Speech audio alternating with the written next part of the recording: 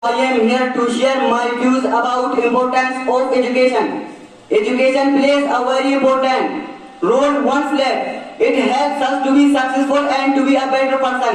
Education improves our knowledge, skills, confidence level and personality. It empowers us intellectually and helps us to deal with problems. In today's competitive world, good education has become a necessity. Higher education helps in getting a good job and position. Education also prepares people for different life experiences. It helps people to have a special status in society. Moreover, education polishes our mind, strengthens our character.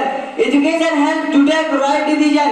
It is the key to success in personal as well as professional life. It makes us smart enough to handle tough situations and to live a happy life. A person having good education becomes good citizen of the country. A country can progress well if its citizens are well educated. All in all, education is the process of acquiring knowledge which helps to be successful.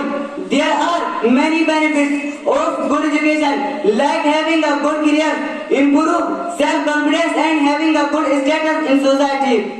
Education helps to grow in life. It is the reason behind many successful people and nations. Above all, it helps in building a better society for the citizen of a nation. It helps to eliminate the darkness of ignorance and bring light to the world. Thank you.